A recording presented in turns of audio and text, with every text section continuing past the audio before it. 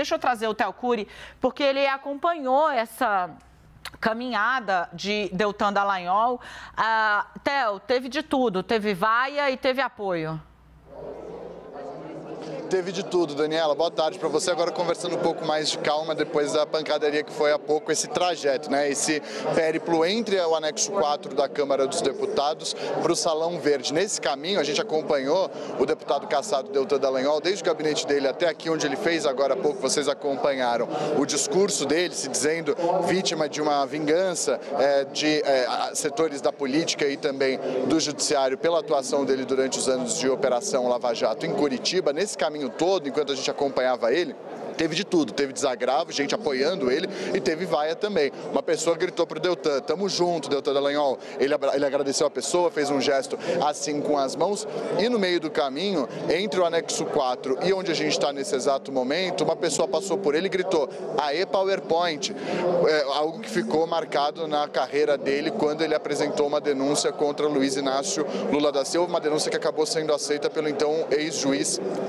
juiz da Lava Jato em Curitiba, Sérgio Moro, um PowerPoint em que tudo levava a Luiz Inácio Lula da Silva e que acabou virando uma coisa escrachada nas redes sociais desde então e que vem sendo usado hoje, inclusive pelo governo federal em uma publicação oficial do governo de Luiz Inácio Lula da Silva em uma alusão ao PowerPoint que Deltan fez quando ainda era procurador da República. Então, nesse caminho, teve de tudo. Teve gente apoiando Deltan, expressando solidariedade, dizendo estamos juntos, Deltan Dallagnol.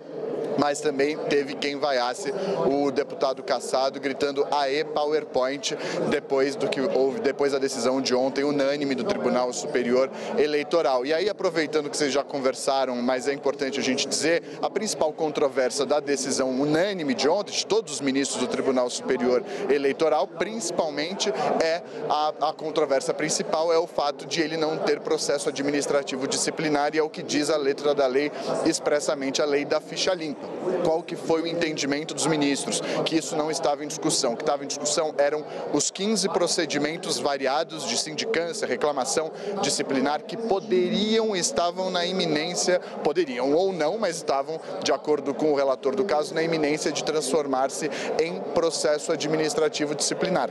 E que não é o fato de ele, de fato, ter um PAD contra ele no Conselho Nacional do Ministério Público, que é responsável por analisar a conduta e a disciplina de seus procuradores, mas não o fato de existir esse PAD, mas o fato de ele ter driblado a possibilidade de esses processos no futuro terem virado um PAD que levariam à inelegibilidade dele, porque era um colegiado e a lei da ficha limpa prevê que você não pode se candidatar quando há uma condenação de um órgão colegiado transitado em julgado contra você. Então, o principal ponto, a principal controvérsia, que agora na Câmara dos Deputados, o Deltan Dallagnol voltou a dizer, contra ele não havia PAD, de fato, o Conselho Nacional do Ministério Público emitiu um certificado à Justiça Eleitoral dizendo que não havia nenhum PAD contra ele, que havia dois que haviam sido transitado em julgado, e a gente acompanhou muito isso aqui nos últimos 3 anos, uma censura e uma advertência contra ele, mas o que pesou mesmo foi o fato de ele ter deixado o cargo de procurador da República, ter abandonado a carreira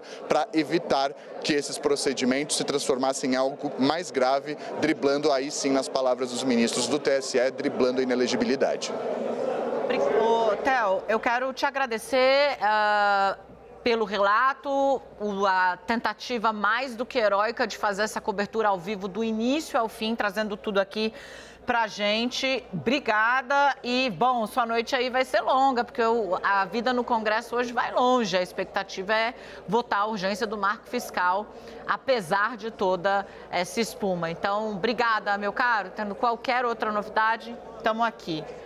Vem para cá, Yuri Pita, Leandro Rezende e Renata Agostini. A gente vai ter a oportunidade de repercutir exatamente boa parte dessas falas, né, do Deltan Dallagnol com o integrante do primeiro escalão do governo Lula em questão de minutos, tá? Mas eu começo aqui para a gente entender um pouco, acho que esse caminho de Deltan até a coletiva, esse calvário, né, registra ali o quão divisiva essa figura se tornou. Porque mesmo ainda ostentando o broche de deputado e ladeado por um monte de aliado, teve gente que não se furtou a ofendê-lo, assim como também gente que decidiu apoiá-lo. Ele se tornou uma pessoa absolutamente divisiva. Isso espelha muito, um espelho talvez da nossa era, do nosso tempo. Eu vou começar com a Renata, vou pedir para todo mundo ser o mais sucinto possível. Eu não quero deixar o ministro que vai falar conosco esperando. Rê? Ele faz parte do grupo dos deputados, são 513, e tenho certeza que a maior parte ali, a não ser quem depositou o voto nesses personagens, a maior parte da população não vai saber de quem se trata, mas Deltan tem outro tipo de visibilidade. E isso traz para o bem e para o mal, né? Tem gente que acha que ele prestou serviços por estar ali, ter sido coordenador da Força Tarefa, desnudado escândalos de corrupção. De fato, a Lava Jato trouxe bastante coisa à baila, mas um grupo, e que nos últimos anos se mostrou crescente, entende que, a despeito do que a Lava Jato pode ter trazido de bom, os prejuízos foram muito grandes, colocando gente inocente na cadeia ou exagerando, usando métodos ilegais, é o que esse grupo que desgosta de Dallagnol aponta com frequência. É rápido, né? Esse calvário que o Deltan Dallagnol passou, né, expressa bem como não seria fácil a vida da bancada da Lava Jato dentro do Congresso, como também não é fácil a vida do Sérgio Moro, que tanto tentou articular para integrar a CPMI do 8 de janeiro e não conseguiu. Esse é um exemplo da política do dia a dia. A Lava Jato, ela mudou a política brasileira em 2018 e os reflexos se sentem até 2022. Não seria natural que os principais personagens dessa mudança brusca na política brasileira fossem ali recebidos no Congresso Nacional, todo mundo com rosas ali para entregar a eles. Esse é o jogo da política.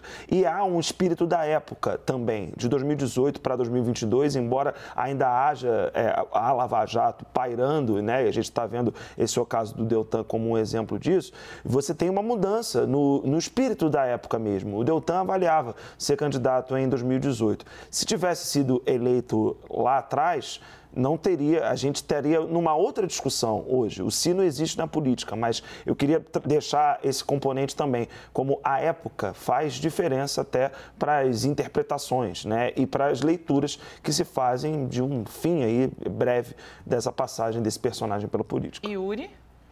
Muito pouco a acrescentar, Dani. Na verdade, só trazer até uma informação que eu pedi aqui para o Manuel Fernandes da Bates para tentar entender a repercussão desse assunto nas redes sociais, que é um ambiente muito propício para esse tipo de discurso. E, de fato, desde ontem, o discurso de alvo de vingança de Deltan Dallagnol tem feito algum efeito, em especial porque exige, né, como você estava fazendo, Dani, toda a explicação de qual foi o raciocínio jurídico para levar a cassação do mandato, é um raciocínio complexo. Num mundo de discussões tão extremadas e com pouca nuance, isso acaba se tornando involuntariamente um ativo para Dallagnol poder fazer o que fez agora. Um discurso de ser alvo, de vitimismo, de se colocar como um messias atacado por seus algozes.